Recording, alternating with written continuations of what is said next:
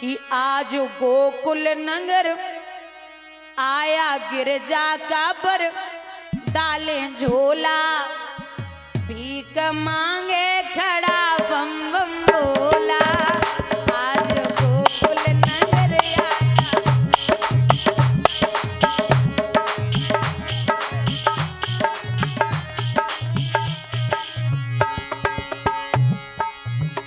आज गोकुल नगर आया गिरजा कांवर डाले झोला, भीख मांगे खड़ा बम बम बोला।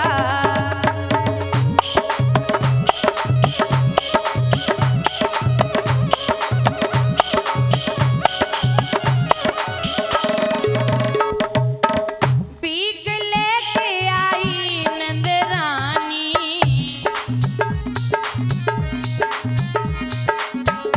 बोले शंकर यशोदा से वाणी।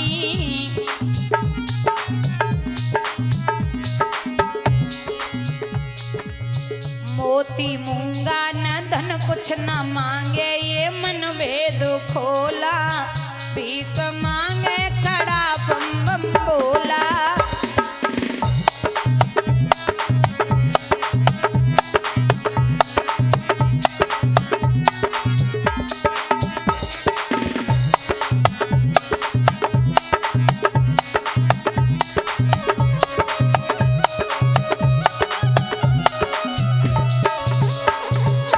मैया बोली बाबा ये ले जा, कितना तुझे धन दौलत चाहिए सब मेरे पास है, हीरा मोती ले जा। बाबा बोले ये नहीं ले जाऊंगा। फिर माँ अपनी लाला के दर्शन करा दे,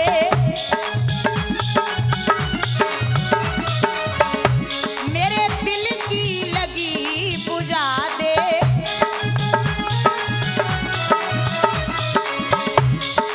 ए आया तज के शिखर मैया तेरे में दर सत्य बोला, भीख मांगे खड़ा बम बम बोला। दोनों हाथ ऊपर उठा के हर हर महादेव।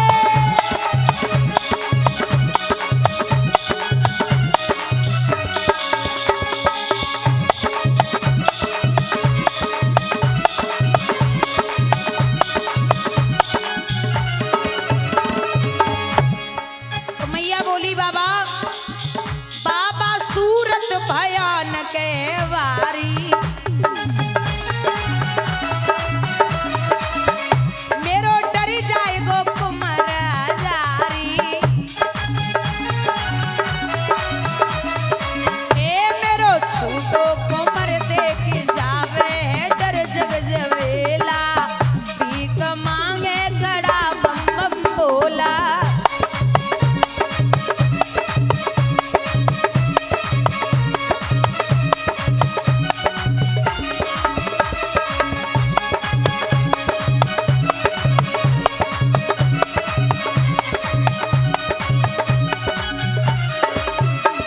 बाबा बोले मैया सुनिए सौदा मुकद्दर है तेरा,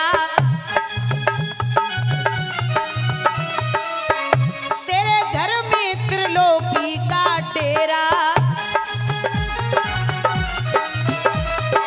ए द्वारे शंकर खड़े लालन विष्णु पड़े डाल है डोला, भीख मांगे खड़ा बम बम बोला।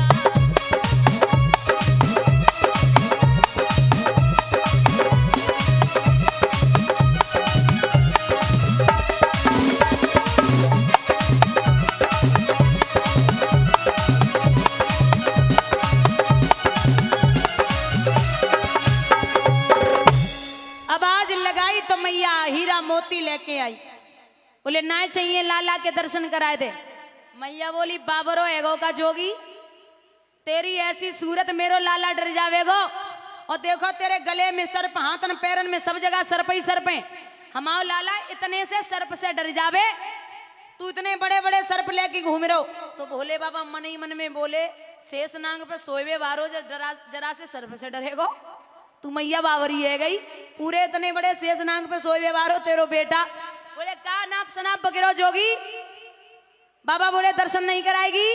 बोले बिल्कुल नहीं। सुंदर थी व्रज की गोपियां, और लोग कह देते हैं कि महाराज किया था तो युवावस्था की गोपियां थी भगवान के साथ में, मतलब जवान थी।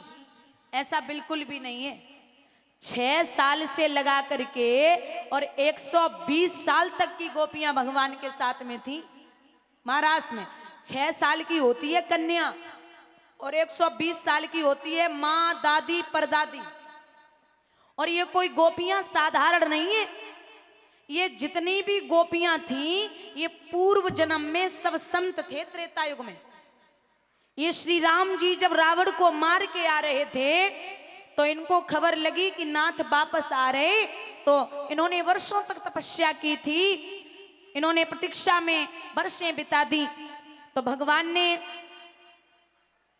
इनको खबर दी है कि माफ करना, मेरे राज तिलक का तिथि समय निकला जा रहा है, मुझे पहुंचना अनिवार्य है, इसलिए आप मुझे माफ कर दीजिए, मैं आपको अभी रुक करके दर्शन नहीं दे सकता। आप सबने जितनी भी तपस्या की है तपस्या सफल होगी। आप सब संत द्वापर में गोपी बन के आएंगे और मैं सबके साथ में एक एक करके महाराज करूंगा। बोलिए गोविंद भगवान की। ये सब संत गोपी बन के आए। यहाँ महाराज बड़ा उत्सव है, बधाइयां बज रही हैं, दान लुटारे।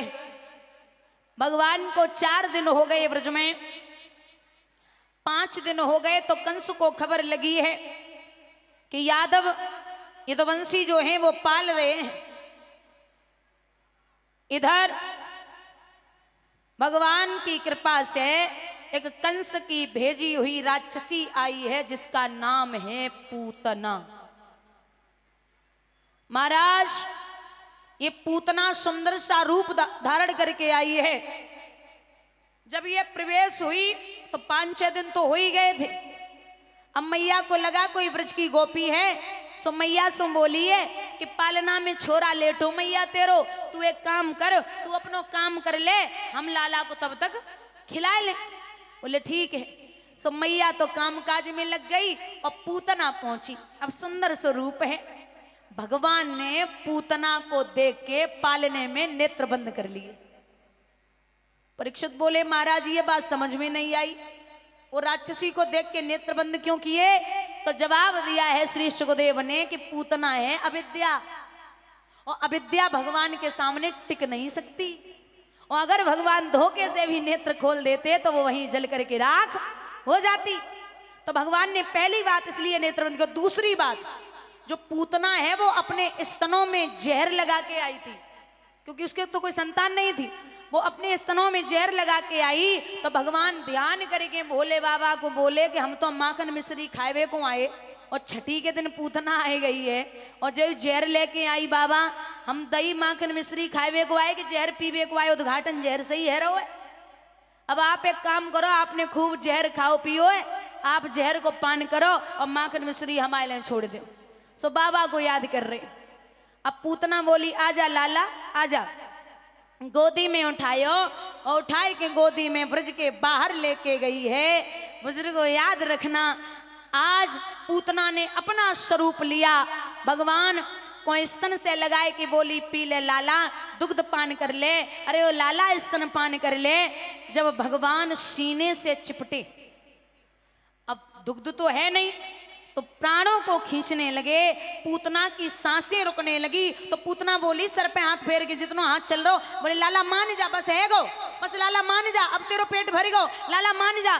भगवान मन ही मन में बोले मासी जाए, मैंने एक बार पकड़ लियो बगो, काम ही करके छोड़ो है, ऐसे ना छोड़ेंगे।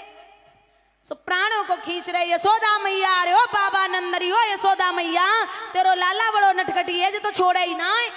भगवान ने पूतना के प्राणों को खींच रहा है। पूतना जब गिरी है तो ऐसा मैं नहीं, भागवत कहती है कि 18 किलोमीटर तक के वृक्ष खत्म हो गए। मैं नहीं बोलती, ऐसा भागवत में लिखा है। 18 किलोमीटर तक की जगह समाप्त हो गई। यहां ऐसी गिरी है पूतना, भगवान उसके सीने पर खेल रहे हैं। ब्रजवासियों ने देखा कि कहां है, तो बड़ी बूढ़ी बोली कि लाला कहाँ गए हो यशोदा? बोले अबे तो अंदर ही है, तो पता ना है, कोई व्रज की गोपी आई थी वो लेके चली गई। अब बाहर ऐसा लगा मानो कोई विशाल इतनी तेज आवाज हुई है कि सभी ब्रजवासी दौड़े तो देखा हमारा लाला काऊ राक्षसी के सीना पे खेल रहे हो, जैसे तैसे सीढ़ी लगाए कि चढ़े और लाला को उतारो। मैया ने गाय की पूंछ से नजर उतारी, गौमूत्र थोड़ो सो मुंह में डालो है, लाला की नजर उतार के मैया ने स्नान ध्यान करायो और फिर लिटाई लियो। 3 दिन फिर बीते, एक सक्टासुर नाम का दैत्य फिर आ गया, भगवान ने उसे छकड़े में ही मार दिया।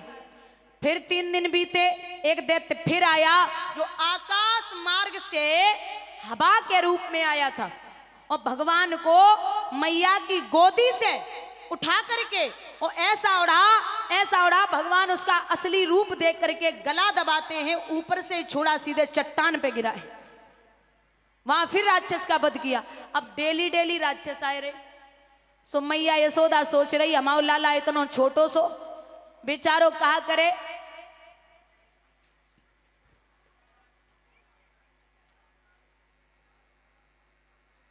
कैसी कृपा होवे। एक दिन की बात है, भोले बाबा ने सुना कि मेरे ब्रह्म का आगमन हो गया, तो बाबा बोले हैं कि दर्शन करने के लिए मैं जाऊंगा। दर्शन करने के लिए जब बाबा चले हैं तो आवाज लगाई है, रे ओ मैया यशोदा। मैया बाहर आई, देखा कि बाहर एक जोगी खड़ा है। मैया बोली क्या चाहिए, भिक्षा ले जा। बोले ना मैया भिक्षा लेवे को ना आए, अपने लाला के एक बार दर्शन करा दे। लिखते हैं विद्वान